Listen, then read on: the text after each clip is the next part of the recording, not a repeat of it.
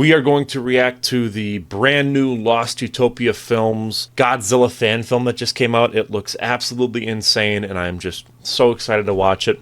A while back on stream, I watched the Living with Monsters fan film that they did, and I absolutely adored it, so I'm pretty hyped to see what's next. So, Shelter 54 Godzilla found footage. Of course, go and watch Lost Utopia Films. Check out their channel. I am subscribed. I'm going to throw notifications on because they're awesome. But yeah, if you're watching the YouTube cut of this, that's going to be like a video later on the channel, go down to the description. Link should be there. Go and support the original creator. Here we go. Yeah, so this is the same organization from the previous one, Living with Monsters. June 14th, 1989. It's a warm, clear Saturday in Florida when tragedy strikes.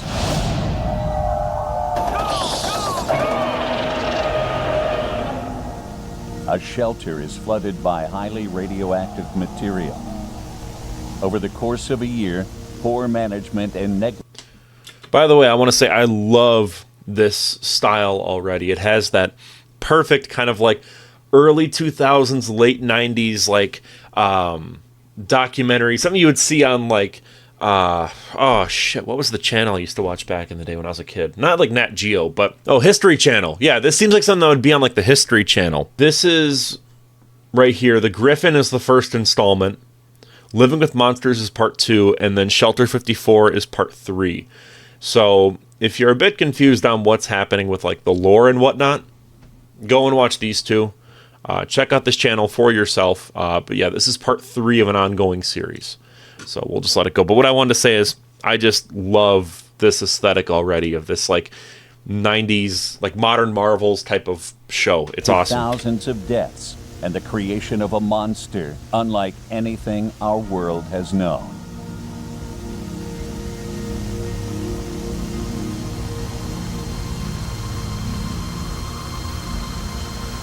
The Florida Everglades, days before the Shelter 54 incident. The genetic engineering company Biomajor has a pipe burst underneath their facility. I don't think Biomajor's been introduced yet, so we're getting some new type of like world building. Reaches parts of the Everglades and causes a mutation in a small mosquito population, causing them to grow to extraordinary size. Oh, that's cool. Dr. Nico Totopoulos first observed the mosquitoes while monitoring the activity of Subject 17 in Mexico. Man, the way that this ongoing series has built off of the 1998 movie and more or less like the cartoon as well, I just find to be so fascinating.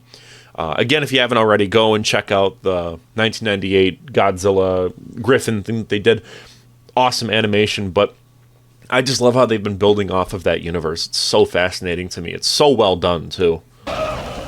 His research team followed the swarm to the sites of several other superfauna as they fed. They named the invasive species of mosquito Hedorah.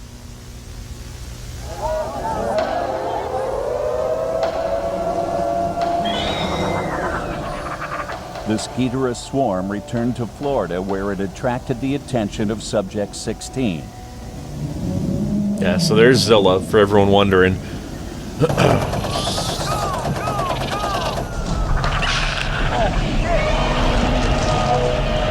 That's awesome.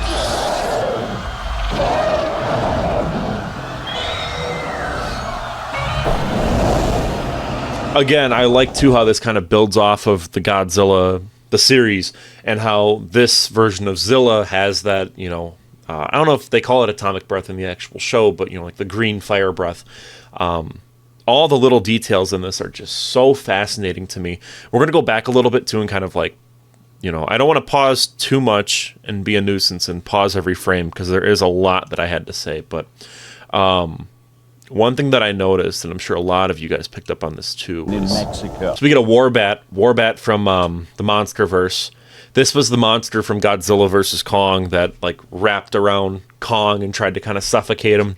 So it's cool that we're getting a mix of the MonsterVerse, which we already kind of did in the previous one, Living with Monsters, because that version uses, or that movie, I guess, uses the MonsterVerse Godzilla design. But this is really neat how we're getting some more of the original legendary monsters as well.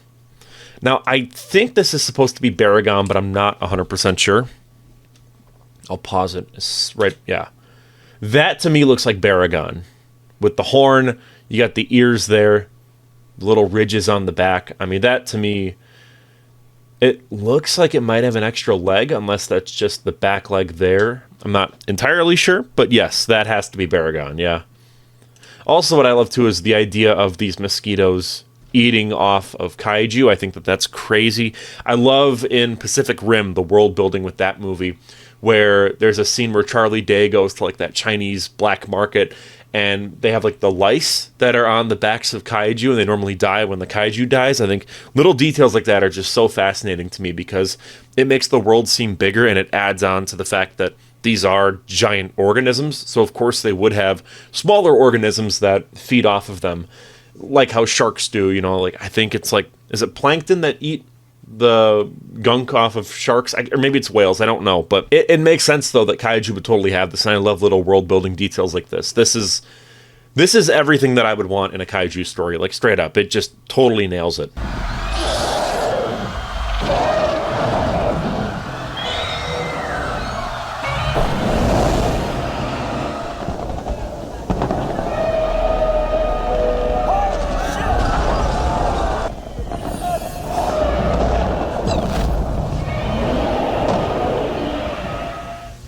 This is when the Shelter 54 incident began.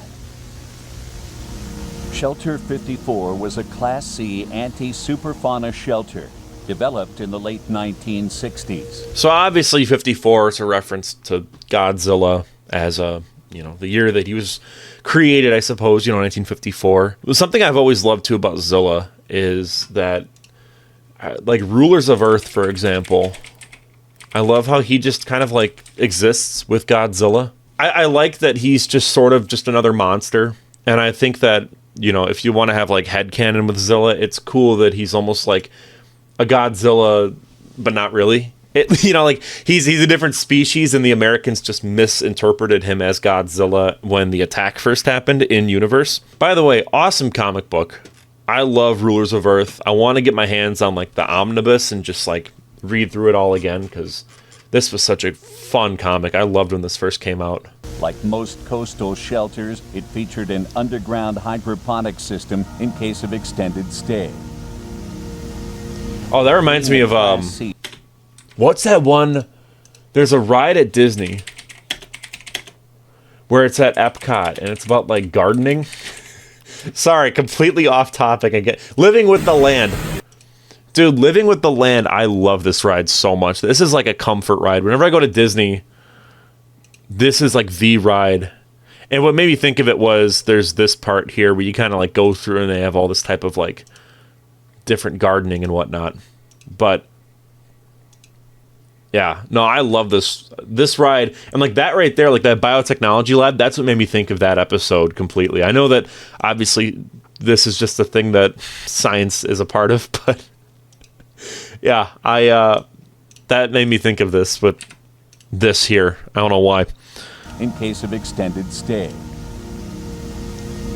Being a Class C shelter, its contamination protocols required manual operation. Civilians were taking cover in Shelter 54 when Subject 16 landed a fatal blow on the large female Hedorah.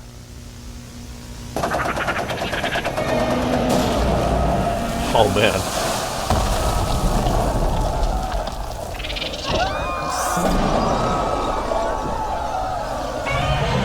That Zilla model is really good too. I can't get over how detailed it is. Harris and Stephen Kessler were the UNGCC operators of Shelter 54 at the time of the incident. Stephen Kessler was speaking to a group in the shelter common room. Anthony Harris was at the main entrance helping the remaining civilians enter.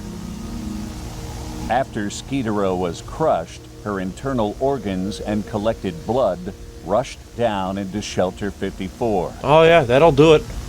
That's why you gotta have an airlock. The entrance was flooded with over 200,000 gallons of radioactive fluid. Stephen ran from the main room to investigate the noise when he was drowned. Stephen never secured the main door. What a way to go. That reminds me of the Mystery Flesh Pit, if you guys have ever checked that out. The Mystery Flesh Pit is this kind of like, not analog horror, but there have been like fan projects that are adjacent to it. But yeah, here it is. It was this sort of like ARG where it all happened from this guy making these like guides and whatnot. And the idea is it was like this creature that these companies like built this like national park around. And there's like a Hard Rock Cafe in there. I gotta find the diagram. But yeah, I mean, like, it's nuts. But the gist of it is, in 2007, in Universe, yeah, here it is. There's this like 4th of July thing. Oh, there's a website. We'll just go to the website. Yeah. There's this whole incident that happened in 2007 that wiped out a bunch of people, and they were like melted in this, like in the stomach of this like giant Lovecraftian being. See, this is what made me think of it, was this type of stuff. So, all right, getting back into it. The following phone call is the last known communication from Shelter 54.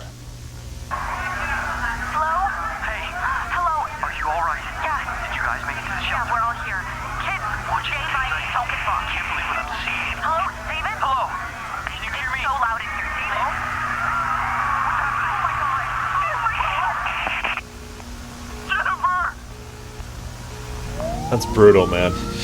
Due to the intense radioactivity, Shelter 54 wasn't properly explored until 5 days later. It was considered a complete loss of life.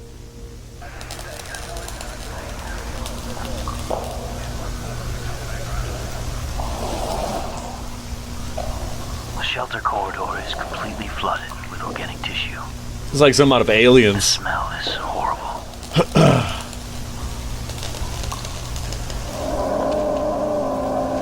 Oh my god. That's so cool. It looks like tendrils are growing. So they're doing Biollante. That's got to be what this is leading into. In nature, I'm getting a massive radiation reading from inside. My god. This is impossible.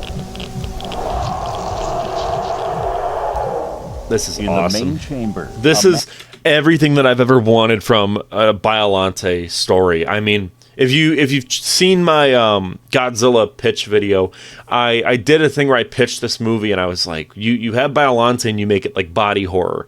And so to see something that I've always wanted to see here, I'm like geeking out right now. Like, this is so fucking cool. This has been on my wish list for so long, and they are just fucking killing it. This is everything I've ever wanted to see with a Biollante body horror movie. It's so cool. I love this. Botanical growth had taken over the room. The victims inside had not just been consumed by the organism, but were a part of it, as were the plants from hydroponic storage. The hybrid organism, at this time referred to as Subject 19, was hidden from the public. I would think so. I would think that they would hide it. I mean, that's reasonable. Subject 19 was transported to a UNGCC lab near Yokohama, Japan. Yeah, so we're fully going into like a Biollante Research type of on the arc. organism was led by Dr. Akira Shiragami, whose superfood research was slowly helping regrow the world after the smog attacks of the 1970s. Oh, Hedorah. Okay. Subject 19. I wonder if we'll get to see that. In a water tank with artificial sunlight. Dr. Shiragami estimated as many as 15 victims were being kept alive within the deep tissue of the mass. That's Medical gnarly. extraction was ruled out when it was discovered the victims had been anatomically rearranged and conjoined together. Oh, that's a lot like the mystery flesh pit. Again, to go back to this. Yeah, here it is, the circus clown. So what happened with this was, yeah, a bunch of like clowns ended up like, let me just read it. Though it may look like a colorful ice cream birthday cake covered in a glazed frosting, this calcified formation is anything but festive. A group of performers fell into the upper maw of the entry orifice. And what happened was there was a bunch of like circus clowns and they were performing. And they fell into this pit, were digested, and then they all became like this. And they were all... This might be like kind of a separate thing, but it was a group of people that kind of like became one thing, and all their genes and everything, it was all like rearranged anatomically so that like no one could really be removed because it was all like you know, here's a brain, and here's a brain. So I wonder if they took heavy inspiration from the mystery flesh pit, because it totally seems like something that would be drawing from that. But, and then this is like a fan art that someone did, but yeah, this totally seems like the direction that we're going to go into, and I can't wait. The only victim that scientists were able to make contact with was 17-year-old Erica Johnson, who had not yet been fully murdered. Using infrared machines that function based on eye and muscle movements, Dr. Shiragami was able to communicate with her. This is initial communication test with subject. What a horrific existence, by the way. Like, Jesus Hello. Christ. Can you hear me? Am I speaking with Erica? Yeah. Good. My name is Dr. Shiragami. I'm a scientist here to help you with your condition. Can you see your surroundings? Smell? Feel? Anything? I see life. Are you in pain, Erica? Yes. We all hurt. You're able to feel the others? I am. God, it's so Everyone. horrifying.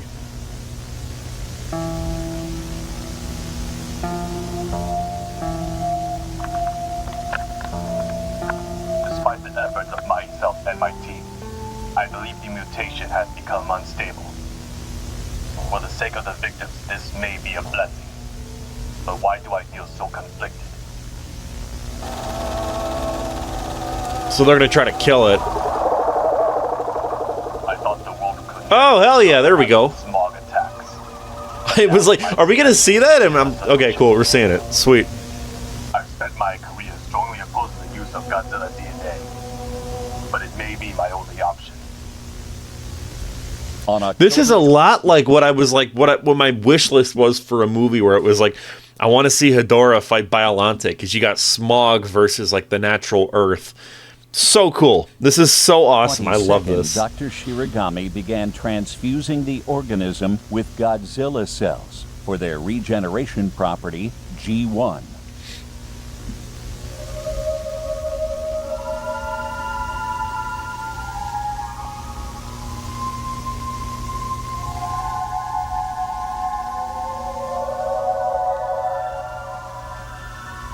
Subject 19 had taken on the form of a rose and grew beyond expectations. Erica. Really quick, I like how they are still adapting Biollante. Like, you know, we get this rose form, which is so cool, and I'm sure we're going to get like a different version of it, you know, in this series. But that's something I like a lot, is just how faithful it still is to Godzilla and to the movies that have already existed. But it still does its own thing without seeming like it's retreading, or in the other direction that it's like too out there. You know, like it's coming up with stuff that makes no sense whatsoever. I like this kind of like healthy balance. I think it's a hard line to kind of walk. Like with my videos where I've done like, here's a pitch for, you know, a Godzilla trilogy, I still feel like rewatching that, I'm like, oh, I did kind of just retread on previous ideas, and I didn't really do enough new stuff.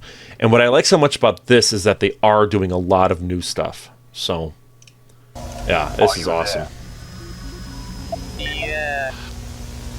I've noticed you've begun responding less and less. Is something wrong? something bad beside. Please. What? Please. I'm sorry, Erica. Unfortunately, you must remain under observation a little longer. Kill me. Kill me. Kill me. Oh, hell yeah. That's cool.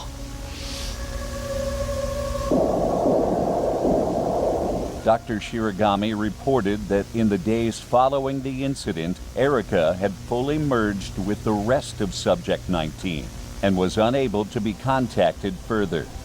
That's brutal. Colleagues noted that after this, Dr. Shiragami withdrew himself from social contact and dismissed his assistants for the holiday break. My request to euthanize this being have been denied by my superiors. I know what I must do. I've locked down the lab. No one is getting in. On the night of November 29th, Dr. Shiragami tampered with the container controls to electrocute Subject 19.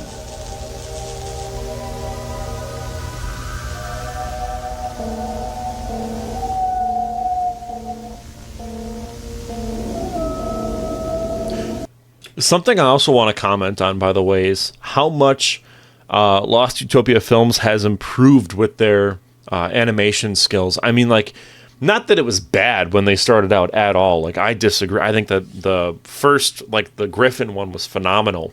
But there were some parts here and there where you could kind of tell that it was a bit wooden and stiff with some of the monster animations. Not to the point where it was distracting, but it was still, like, it was noticeable. Here, though, I mean, like, it's crazy how fluid it's getting, especially with this. I mean, I get this supposed to be like CCTV footage with him moving, but like that looked like a real person. Like, it's choppy because that's like the security footage effect, but like it's nuts the like progress that's been being made. It's so well done. An industrial flamethrower was reported missing during an inventory check. When security confronted Dr. Shiragami outside the examination room, he revealed the weapon. Doctor, put the weapon This down. doesn't need to be a situation. This is your final warning. Just wait until the process is done. Put the weapon on the ground and move away from the door. Hold your fire. Tango down. What the hell was that?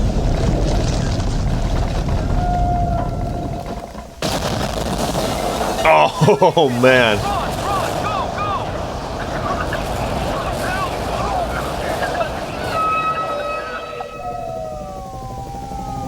go. Subject 19 had begun growing exponentially and escaped underground, taking the facility with it and killing 112 in the process. Yeah, here we go.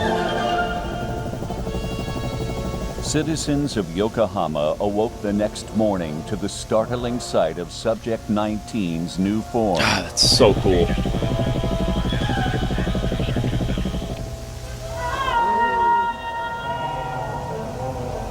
I'm sure this is the intention too, but this feels very Shin Godzilla-esque with not just the body horror, but the way that the creature just sort of stands like completely, you know, like solitary just in a city. Like that imagery is very Shin Godzilla, very Shin Ultraman too, with that rose monster. The name is escaping me, but at the start of that movie, there's a very similar sort of shot. Japanese government ordered for Subject 19 to be destroyed to stop its roots from expanding further into the city. Scientists that previously had worked on Subject 19 I want to know if this is like stock footage, or was this just shot like by Lost Utopia Films? Like, it's nuts. This is such a huge step up in like production value. Like, it's crazy. cooperated to create a plan of attack.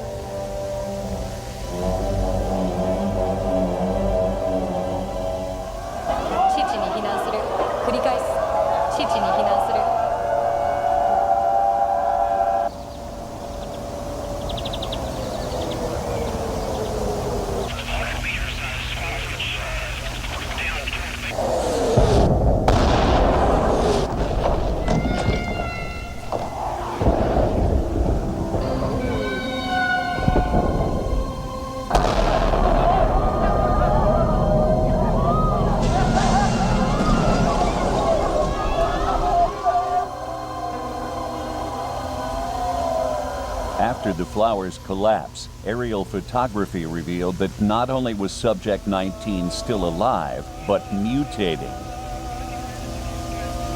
Oh, we might actually get some Shin Godzilla shit. Okay.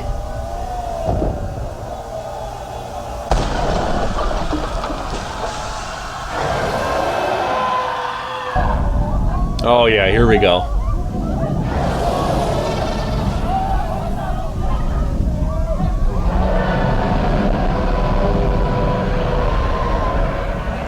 This time, Subject 19 took on a Godzilla-like form as it became mobile. The UNGCC debuted the MBT-92 Maser Cannon, the newest arsenal in fighting super fauna threats.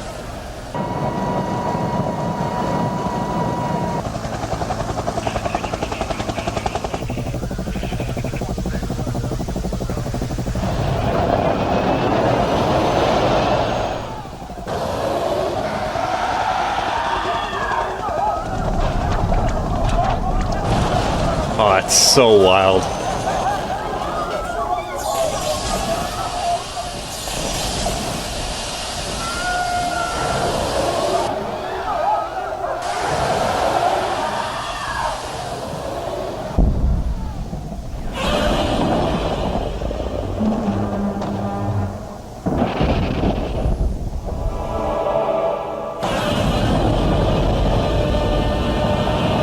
This is like on par with the Monsterverse with like effects. It's crazy.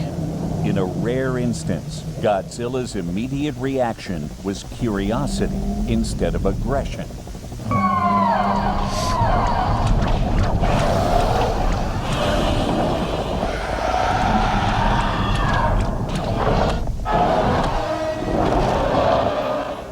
With Godzilla trapped, Subject 19 began absorbing G cells to further mutate itself. It's got some Orga stuff. Okay, cool.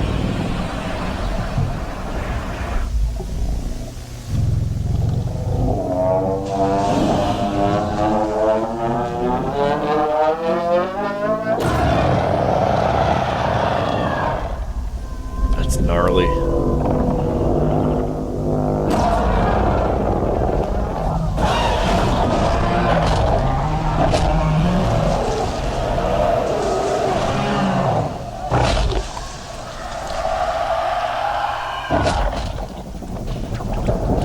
Oh my god.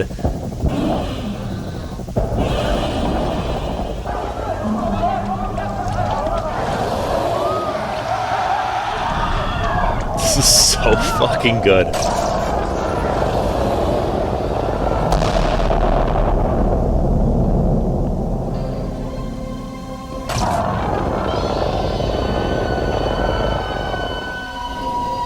Yeah, I mean, it kind of died the same way that Orga died, so that makes sense that they kind of do the.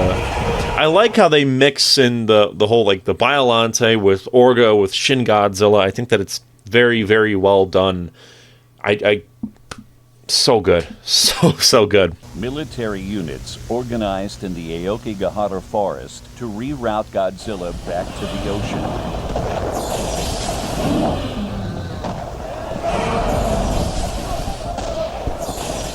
Radar showed a large mass moving in on his location. We're getting to round 2 here.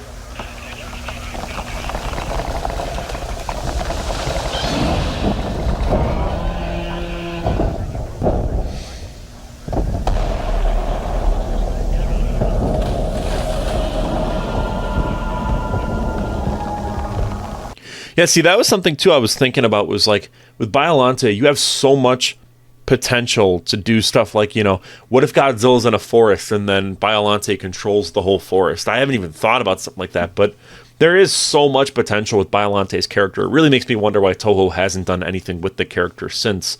And the same goes with Hedorah, since that's also like an environmental type of monster. There's a lot that you could really do with it.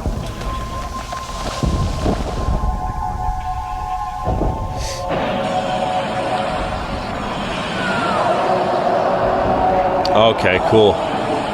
So now we're getting a more Heisei accurate Biollante. Okay.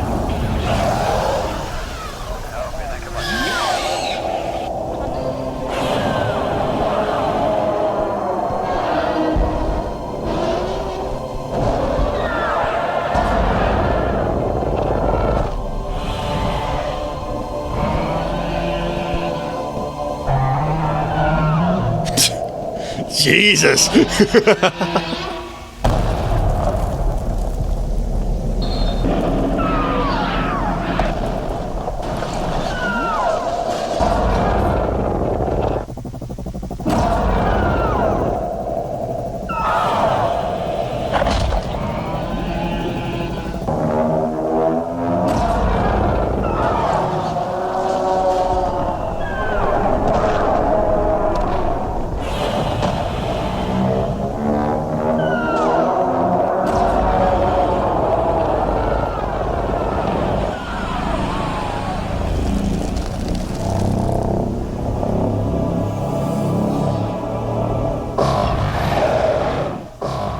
The sound design is gnarly. Oh my word.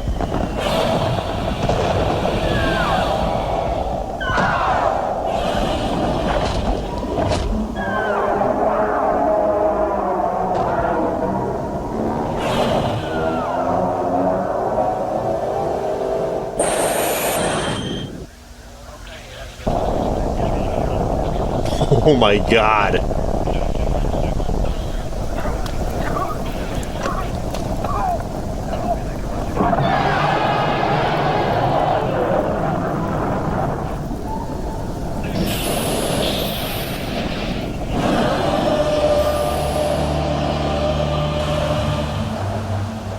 The toxic blast released by Subject 19 seemed to have a paralyzing effect on Godzilla.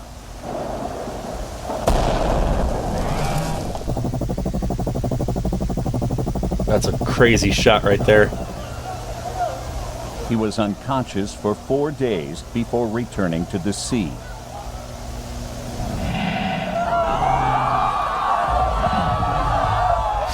He was inactive after this event for 3 months. In the end, That'll do it, you know. thousands died Oh, or that's were wicked. seriously injured. Yokohama had transformed forever.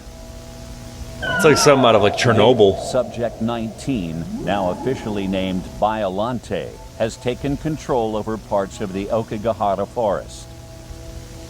Although generally peaceful now, Biollante's presence has attracted several other superfauna that sometimes become aggressive when she's threatened. Yeah, so it's like a symbiotic type of relationship. Interesting.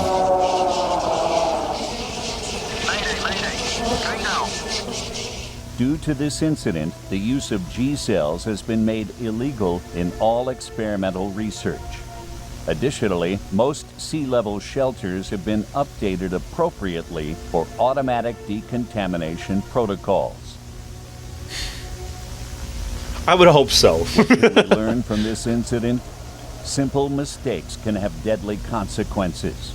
Whether you're operating a shelter during a crisis or notice a colleague not doing well, always refer to the safety protocols provided by the UNGCC and speak with It'd be the a cool book, supervisor. you know, if they made this as an actual kind of like thing you could buy. I know it's a fan project, but live on in Biollante, never able to live, never able to die. Forever a dark reminder of our mistakes. that's a cool shot right there.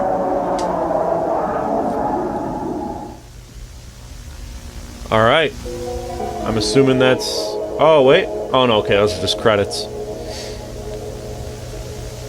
215,000 casualties is crazy. Oh, awesome, awesome video. So, we're going to kind of go back and forth now and kind of analyze this.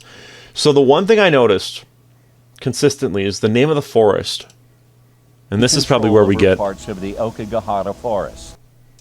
So, for those of you that may not know what this forest is, the Aokigahara forest has a different name. I don't know if I can actually say it on YouTube without getting demonetized, but all I'm going to say is, do you remember that forest that Logan Paul went to where he saw the person hanging? That's that forest. It's a forest in Japan where you go there to up yourself. Like, that's how it works. Yeah, so this is what it looks like.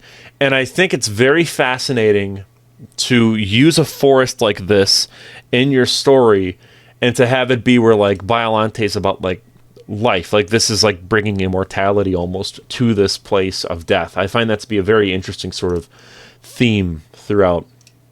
I'm intrigued to see what they're going to do next with Godzilla, considering that, you know, he's been active for 3 months. And I like how this is just like, this city is done. Like, there's no one's living in this ever again. It's a lot like Chernobyl. The shot that really got me was this one with the Ferris wheel, because it reminded me a lot of this with the... Yeah, I think this is kind of the most iconic part of Chernobyl. Totally reminded me of like just this imagery. And this right here, I mean, with it being overgrown and everything, wonderful use of imagery there. I like, too, that Biollante did not die from this. I think it's fascinating how, even though this entire forest was decimated, it still rebuilds or whatever, because that's kind of just like, that's how it is whenever there's a forest fire. You know, when there's a forest fire, the plants just regrow back. So I think that's an interesting way of having it. I like, too, just like this whole, how it's almost like it's like Skull Island now. You know, this entire thing is just completely overrun by creatures. It's so wicked. I can't wait to see what they do next. I know it's probably going to be a while until they post again. Yeah, because it's about 8 months was the last installment. Obviously, you can't rush art. But, yeah, really, really, really great channel. I think that they're doing some really awesome stuff here. Highly recommend you guys go check this entire thing out. But yeah, that is Shelter 54 by Lost Utopia Films. Go and check them out. They're awesome.